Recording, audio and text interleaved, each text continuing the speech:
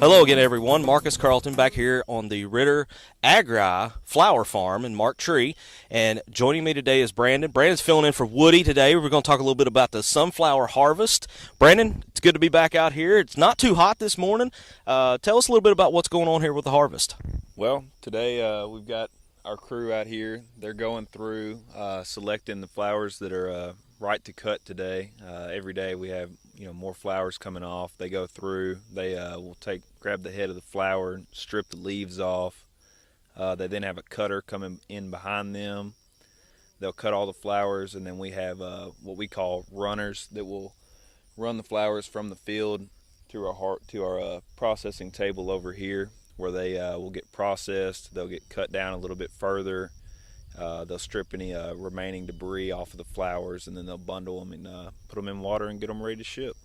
Now, from what I understand with my previous conversations with Woody, you guys have some very specific guidelines, I guess, to follow on what you have to get for these sunflowers. Yes, we do. We have to have the right stem length. We have to have them at the right process and blooming. If they're too open, then they're obviously not going to last long as we want them to. If they're too closed, they may not open the way that we would like them to. So we do have some pretty specific guidelines on cutting them.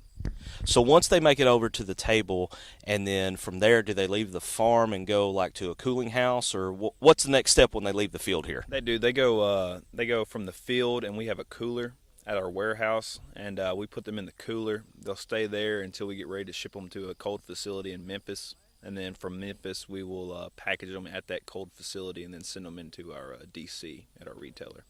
Very cool, very cool. So it's pretty much a nonstop process, because you and I were talking earlier, and we were kind of talking about that once this field behind us is harvest, the very next step is to start the whole process over again, plant and then maintenance and then harvest again in a few weeks. Yep, absolutely. We will harvest what we're harvesting in right now. We've got another patch right next to it that we'll harvest next week.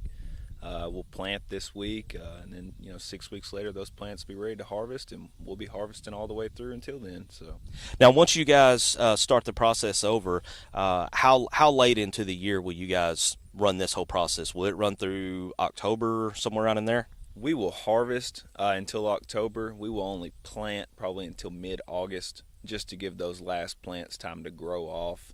If we try to plant until September, October, we obviously don't have enough daylight hours to grow the flowers, as well as we'll get hit by a killing frost before we're able to harvest them. All right. Well, Brandon, thank you very much for joining us today and giving us a little insight as to what goes into the harvest. And, I think this will complete our video series on the sunflowers itself, but I'm sure we can find something else. We'll come down and have you guys explain a little bit about what goes on. So appreciate you being with us today. All right. Thank you.